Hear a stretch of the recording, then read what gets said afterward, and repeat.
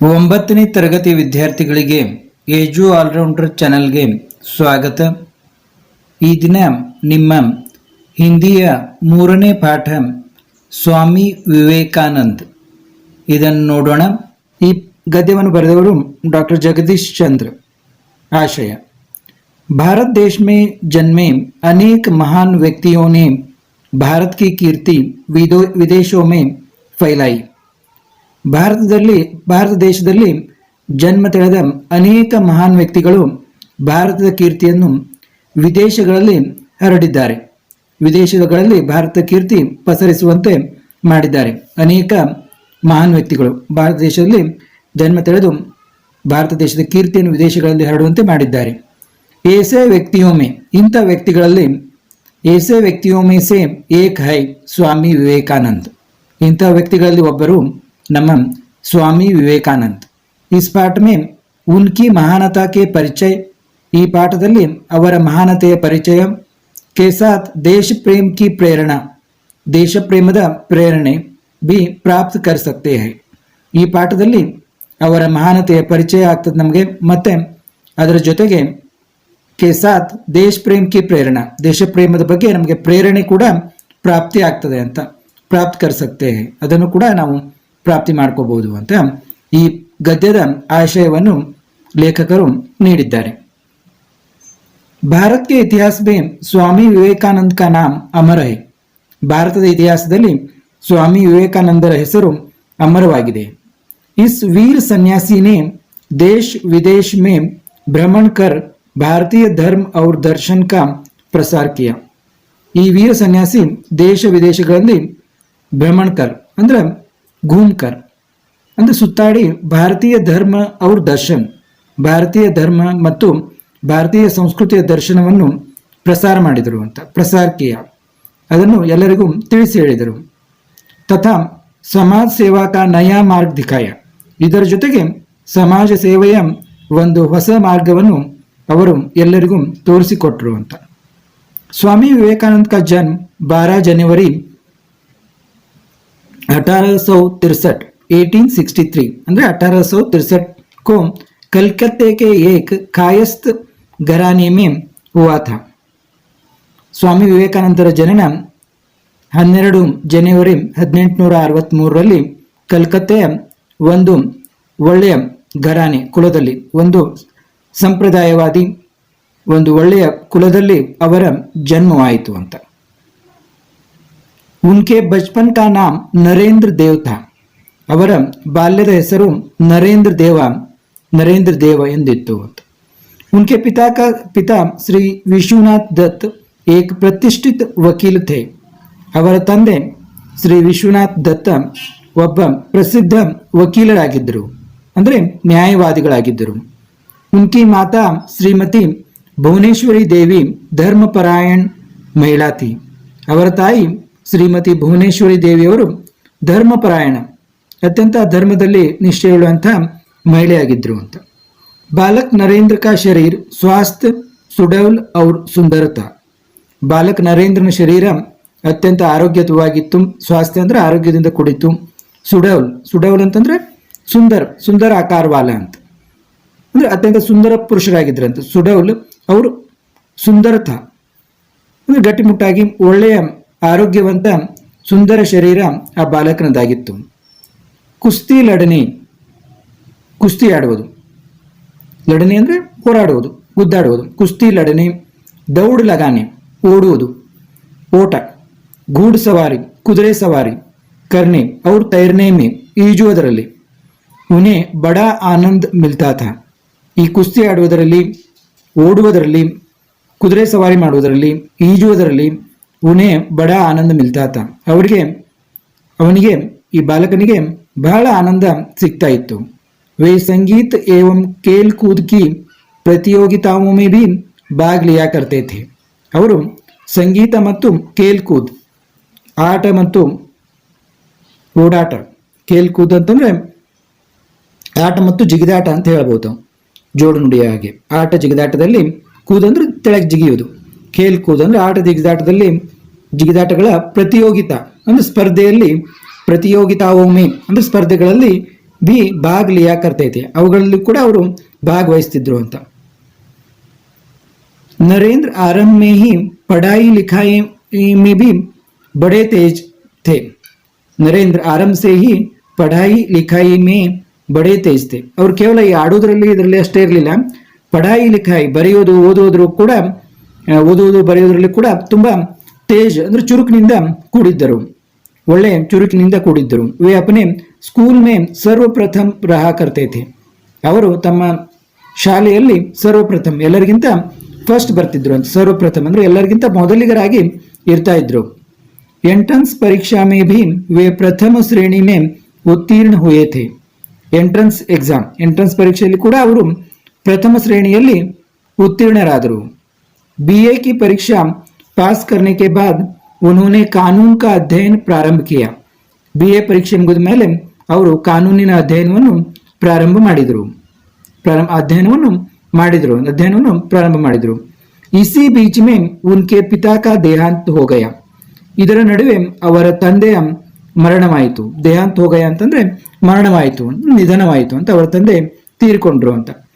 अध्ययन काल में उनकी रुचि व्याख्यान देने और विचारों के आदान प्रदान करने में थी. ಅಧ್ಯಯನ ಕಾಲದಲ್ಲಿ ಅವರ ರುಚಿ ಅಂದ್ರೆ ಅವರ ಆಸಕ್ತಿ ವ್ಯಾಖ್ಯಾನ ದೇನಿ ಅಂದ್ರೆ ಭಾಷಣವನ್ನು ನೀಡುವುದರಲ್ಲಿ, ಏನಾದರೂ ಹೇಳುವುದರಲ್ಲಿ ಅವ್ರಿಗೆ ಬಹಳ ಆಸಕ್ತಿ ಇತ್ತಂತೆ. ಯಾವುದಾದ್ರೂ ವಿಷಯವನ್ನು ವಿವರಿಸಿ ಹೇಳುವುದರಲ್ಲಿ, ವ್ಯಾಖ್ಯಾನ ಅಂದ್ರೆ ನಾವು ಕನ್ನಡದಲ್ಲಿ ಭಾಷಣ ಅಂತ ಹೇಳ್ಬೋದು. ಭಾಷಣವನ್ನು ಕೊಡುವುದರಲ್ಲಿ, ವಿಚಾರಗಳ ವಿನಿಮಯವನ್ನು ಮಾಡುವುದು. ಆದಾನ ಪ್ರದಾನ ಅಂದ್ರೆ ವಿಚಾರಗಳದ್ದು ಯಾವುದು ಸರಿ ಯಾವುದು ತಪ್ಪು ಅಂತಂದು ವಿಚಾರ ವಿನಿಮಯದಲ್ಲಿ ಅವರಿಗೆ ಬಹಳ ಕರ್ನೇಮೇತಿ, ಆದಾನ್ ಪ್ರದಾನ ಕರ್ನೇಮೇತಿ ಅಂತಂದ್ರೆ ಅದರಲ್ಲಿ ಬಹಳ ಅವರಿಗೆ ಆಸಕ್ತಿ ಇತ್ತು. ವಿಚಾರಗಳನ್ನು ಕೊಡುವುದರಲ್ಲಿ, ಲೇನೇ ದೇನಿ ಅಂತಂದ್ರೆ ವಿನಿಮಯ ಮಾಡಿಕೊಳ್ಳೋದ್ರಲ್ಲಿ ಅವ್ರಿಗೆ ಬಹಳ ಆಸಕ್ತಿ ಇತ್ತು. इसी कारण उन्होंने अपने कॉलेज में एक व्याख्यान समिति बनाई.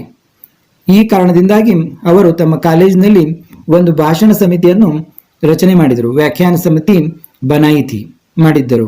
ಅವರು ಕೈ ಪ್ರತಿಯೋಗಿತಾओं का आयोजन भी किया था. ಅನೇಕ ಸ್ಪರ್ಧೆಗಳ ಆಯೋಜನೆಯನ್ನು ಕೂಡ ಅವರು ಮಾಡಿದ್ದರು.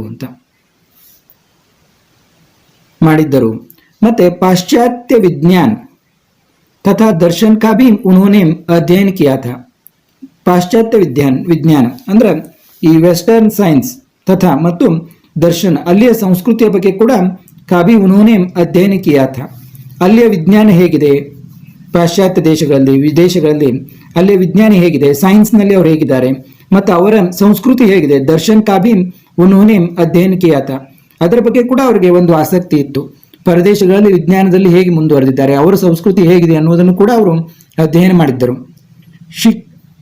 किशोरावस्था से ही नरेंद्र दार्शनिक एवं धार्मिक विचारों में तल्लीन रहते थे. ನೋಡಿ, ಕಿಶೋರಾವಸ್ಥೆ ಅಂದ್ರೆ ಬಾಲ್ಯಾವಸ್ಥೆಯಲ್ಲಿ ಅವರು ಸೇಹಿ ಅಂತಂದ್ರೆ ಬಾಲ್ಯಾವಸ್ಥೆಯಲ್ಲಿಯೇ ನರೇಂದ್ರರು ದಾರ್ಶನಿಕ ಅಂದ್ರೆ ಒಂದು ಆಧ್ಯಾತ್ಮಿಕ ಅಂದ್ರೆ ಸಂಸ್ಕೃತಿಗೆ ಸಂಬಂಧಪಟ್ಟಂತ ಏವಂ ಮತ್ತು ಧಾರ್ಮಿಕ ವಿಚಾರಗಳಲ್ಲಿ ತಲ್ಲೀನ್ ರಹತೆ. ಅವರು ಈ ಸಂಸ್ಕೃತಿ, ಆಧ್ಯಾತ್ಮ ಮತ್ತು ಧಾರ್ಮಿಕ ವಿಚಾರಗಳಲ್ಲಿ ತಲ್ಲೀನರಾಗಿರ್ತಿದ್ರು. ಏಕ್ ದಿನ ನರೇಂದ್ರ ರಾಮಕೃಷ್ಣ ಪರಮಹಂಸಕ್ಕೆ ಪಾಸ್ ಪਹੁಂಚೆ. ರಾಮಕೃಷ್ಣ ಪರಮಹಂಸರನ್ನು ಅವರು ಭೇಟಿಯಾದರು. ಅವರು ಅಪ್ನಿ ಜಿಜ್ಞಾಸಾ ಉನ್ಹೇ ಕಹ ಸುನಾಯಿ. ಅವರು ತಮ್ಮ ವಿಷಯಗಳ ಬಗ್ಗೆ ತಮಗಿದ್ದ ತಿಳುವಳಿಕೆಯನ್ನು ಅಥವಾ ತಿಳಿದುಕೊಳ್ಳುವ ಇಚ್ಛೆ, ಜಿಜ್ಞಾಸ ಅಂತಂದ್ರೆ ಒಂದು ಚಿಂತನ ಮಂಥನ ಅಥವಾ ತಿಳಿದುಕೊಳ್ಳುವಂತ ಇಚ್ಛೆ, ಜಿಜ್ಞಾಸ ಅಂತ. ಉನ್ಹೇ ಕಹ ಸುನಾಯಿ, ಅದನ್ನ ಬಗ್ಗೆ ಅವರು ಅವರಲ್ಲಿ ಹೇಳಿಕೊಂಡ್ರು. ರಾಮಕೃಷ್ಣ ಪರಮಹಂಸನೆ ನರೇಂದ್ರ ಕೋ ಅಪ್ನಾ ಶಿಷ್ಯ ಸ್ವೀಕಾರ ಕಿಯಾ. ರಾಮಕೃಷ್ಣ ಪರಮಹಂಸರು ನರೇಂದ್ರನನ್ನು ತಮ್ಮ ಶಿಷ್ಯ ಅಂತ ಸ್ವೀಕಾರ ಮಾಡಿದರು. स्वामी परमहंस के जीवन दर्शन से विवेकानंद इतने प्रभावित हुए थे कि उन्होंने अपने गुरु के संदेश का प्रसार करना चाहा. ಸ್ವಾಮಿ ಪರಮಹಂಸರ ಜೀವನದಿಂದ, ಅವರ ಜೀವನ ದರ್ಶನದಿಂದ ವಿವೇಕಾನಂದರಿಗೆ ಇಷ್ಟೊಂದು ಪ್ರಭಾವ ಆಯ್ತಂದ್ರೆ ಅವರಿಂದ ಅಷ್ಟೊಂದು ಪ್ರಭಾವಿತರಾದವರು ಅವರ ಆ ಗುರುವಿನ ಸಂದೇಶವನ್ನು ಪ್ರಸಾರ ಮಾಡಬೇಕು ಅಂತ ಅವರು ಇಚ್ಛೆ ಪಟ್ಟರು ಅಂತ. ಸಂದೇಶಕ ಪ್ರಸಾರ ಕರ್ನಾ ಚಾಹ, ಅವರ ಸಂದೇಶಗಳನ್ನು ಪ್ರಸಾರ ಮಾಡಬೇಕು ಅಂತ ಅವ್ರಿಗೆ ಮನಸ್ಸಾಯಿತು, ಇಚ್ಛೆ ಪಟ್ಟರು. ಜನತಾಕೋ ಸತ್ಯ ಕಿ ರಾಹ ದಿಖಾನೆ ಕೆ ಲಿಯೆ, ಜನರಿಗೆ ಸತ್ಯದ ದಾರಿಯನ್ನು ತೋರಿಸುವ ಸಲುವಾಗಿ सितंबर सन 1893 को वे संयुक्त राज्य अमेरिका गए. ಈ ಜನರಿಗೆ ಒಂದು ಸತ್ಯದ ಮಾರ್ಗವನ್ನು ತೋರಿಸುವ ಸಲುವಾಗಿ ಸೆಪ್ಟೆಂಬರ್ 1893 1893ಯಲ್ಲಿ ಸಂಯುಕ್ತ ರಾಜ್ಯ ಅಮೆರಿಕ, ಈಗೇನು ಯುನೈಟೆಡ್ ಸ್ಟೇಟ್ಸ್ ಆಫ್ ಅಮೆರಿಕಾ ಅಂತೀವಲ್ಲ, USA, ಅಲ್ಲಿಗೆ ವಿವೇಕಾನಂದರು ಹೋದರು ಗಯೆ. उस समय वहां शिकागो नगर में सर्वधर्म सम्मेलन हो रहा था. ಆ ಸಮಯದಲ್ಲಿ ಶಿಕಾಗೋ ನಗರದಲ್ಲಿ ಸರ್ವಧರ್ಮ ಸಮ್ಮೇಳನ ನಡೀತಾ ಇತ್ತು. इस महासभा में विवेकानंद ने भारतीय धर्म और तत्वज्ञान पर भाषण दिया. ಈ ಮಹಾಸಭೆಯಲ್ಲಿ ವಿವೇಕಾನಂದರು ಭಾರತೀಯ ಧರ್ಮ ಮತ್ತು ತತ್ವಜ್ಞಾನದ ಬಗ್ಗೆ ಭಾಷಣವನ್ನು ನೀಡಿದರು. उनका भाषण बड़ा गंभीर एवं ಹೃದಯ ಸ್ಪರ್ಶಿ ಥಾ. ಅವರ ಭಾಷಣ ಅತ್ಯಂತ ಗಂಭೀರ ಆಗಿತ್ತು ಮತ್ತು ಹೃದಯ ಸ್ಪರ್ಶಿಯಾಗಿತ್ತು. ಉನ್ಕಿ ವಾಣಿ ಸುನ್ಕರ್ ಶ್ರೋತಾಗಣ್ ಮುಗ್ಧ ಹೋಗಯೆ. ಅವರ ಮಾತುಗಳನ್ನು ಕೇಳಿ ಶ್ರೋತಾಗಣ್ ಅಂತಂದ್ರೆ ಕೇಳಲು ಬಂದಿರುವಂತಹ ಪ್ರೇಕ್ಷಕರು ಮುಗ್ಧರಾಗಿ ಹೋದರು ಅಂತಂದ್ರೆ ಒಂದಷ್ಟೊಂದು ಮೋಹಗೊಂಡರು ಅಂತ. ಇಲ್ಲಿ ಶ್ರೋತಾಗಣ್ ಅಂತಂದ್ರೆ ಸುನ್ನಿ ವಾಲೋಂಕ ಸಮೂಹ, ಕೇಳುವವರ ಗುಂಪು, ಸಮೂಹ ನೆರೆದಿದ್ದ ಕೇಳುವವರ ಗುಂಪು ಮುಗ್ಧರಾದರು ಅಂತಂದ್ರೆ ಅಷ್ಟೊಂದು ಸಮೂಹನಗೊಂಡ್ರು ಅವರು. ಅವ್ರ ಮಾತುಗಳು ಅಷ್ಟೊಂದು ಅವರಿಗೆ ಹಿಡಿಸಿದ್ವು ಅಂತ, ಅಷ್ಟು ಚಂದ ಇವರು ವಿವೇಕಾನಂದರು ಮಾತಾಡ್ತಾ ಇದ್ರು. कुछ समय तक वे अमेरिका में ही रहे. ಅಮೆರಿಕಾದಲ್ಲೇ ಇದ್ದರು. और अपने भाषणों द्वारा, तಮ್ಮ ಭಾಷಣದ ಮೂಲಕ लोगों को त्याग और संयम का पाठ पढ़ाया. ತಮ್ಮ ಭಾಷಣದ ಮೂಲಕ ಜನರಿಗೆ ತ್ಯಾಗ ಮತ್ತು ಸಂಯಮದ ಬಗ್ಗೆ ಅವರು ಪಾಠವನ್ನು ಹೇಳಿದರು. इसके बाद वे इंग्लैंड और स्विट्जरलैंड भी गए. ಇದರ ನಂತರ ಅವರು ಇಂಗ್ಲೆಂಡ್ ಮತ್ತು ಸ್ವಿಟ್ಜರ್ಲೆಂಡ್ಗೂ ಕೂಡ ಹೋದರು. और वहां उन्होंने सत्य और धर्म का प्रसार कर भारत के गौरव को बढ़ाया. ನೋಡಿ, ಅಲ್ಲಿ ಕೂಡ ಅವರು ಸತ್ಯ ಮತ್ತು ಧರ್ಮದ ಪ್ರಸಾರವನ್ನು ಮಾಡಿ ಭಾರತದ ಗೌರವವನ್ನು ಹೆಚ್ಚಿಸಿದರು ಅಂತ. ಭಾರತ್ ಕೆ ಗೌರವ ಕೋ ಬಢಾಯ. अनेक विदेशी स्वामी जी के ಶಿಷ್ಯ बन गए. ಅನೇಕ ವಿದೇಶಿಯರು ಸ್ವಾಮೀಜಿಯವರ ಶಿಷ್ಯರಾದರು, ಈ ವಿವೇಕಾನಂದ ಸ್ವಾಮಿಗಳ ಶಿಷ್ಯರಾದರು. उनमें से कुमारी ಮಾರ್ಗರಿಟ್ ಎಲಿಜಬೆತ್ ಕಾ ನಾಮ್ ಉಲ್ಲೇಖನೀಯ ಹೈ. ಅದರಲ್ಲಿ ಅತ್ಯಂತ ಉಲ್ಲೇಖಿಸಲಾಗುವಂತಹ ಹೆಸರಂದ್ರೆ ಮಾರ್ಗರಿಟ್ ಎಲಿಜಬೆತ್ ಎನ್ನುವವರ ಹೆಸರು. ಜೋ ಸ್ವಾಮೀಜಿ ಕಿ ಅನುಯಾಯಿನಿ ಬನ್ಕರ್, ಸ್ವಾಮೀಜಿಯವರ ಅನುಯಾಯಿಯಾಗಿ ಅವರು ಸಿಸ್ಟರ್ ನಿವೇದಿತಾ ಕೆ ನಾಮ್ ಸೆ ಸಂಸಾರ ಮೇ ಪ್ರಸಿದ್ಧ ಹುಯೆ. ಅವರು ಸಿಸ್ಟರ್ ನಿವೇದಿತಾ ಎನ್ನುವ ಹೆಸರಿನಿಂದ ಸಂಸಾರ ಅಂದ್ರೆ ಈ ಜಗತ್ತಿನಲ್ಲಿ ಪ್ರಸಿದ್ಧರಾಗಿದ್ದಾರೆ. ಮಾರ್ಗರೆಟ್ ಎಲಿಜಬೆತ್ ಎನ್ನುವರು ವಿವೇಕಾನಂದರ ಅನುಯಾಯಿಯಾಗಿ ಸಿಸ್ಟರ್ ನಿವೇದಿತಾ ಎನ್ನುವ ಹೆಸರಿಂದ ಈ ಜಗತ್ತಿನಲ್ಲಿ ಪ್ರಸಿದ್ಧರಾಗಿದ್ದಾರೆ. स्वामी विवेकानंद ने भारत में भी भ्रमण करके भारतीय संस्कृति और सभ्यता का ಸದುಪದೇಶ ದಿಯ. ಸ್ವಾಮೀಜಿ ವಿವೇಕಾನಂದನವರು ಕೇವಲ ವಿದೇಶದಲ್ಲಿ ಅಷ್ಟೇ ಅಲ್ಲ, ಭಾರತದಲ್ಲಿಯೂ ಕೂಡ ಭಾರತ್ ಮೇ ಭಿ ಭ್ರಮಣ ಕರ್ಕೆ, ಭಾರತವನ್ನೆಲ್ಲ ಸುತ್ತಾಡಿ ಭಾರತೀಯ ಸಂಸ್ಕೃತಿ ಅವರ ಸಭ್ಯತಾ, ಭಾರತೀಯ ಸಂಸ್ಕೃತಿ ಹೇಗಿದೆ ಮತ್ತು ಅದರ ಸಭ್ಯತೆ ಹೇಗೆ ಅನ್ನೋದರ ಬಗ್ಗೆ ಸದುಪದೇಶ ದಿಯ, ಒಳ್ಳೆಯ ಉಪದೇಶವನ್ನು ನೀಡಿದರು. ಉನ್ಹೋನೆ अंधविश्वासों तथा रूढ़ियों को हटाकर धर्म का वास्तविक मर्म समझाया.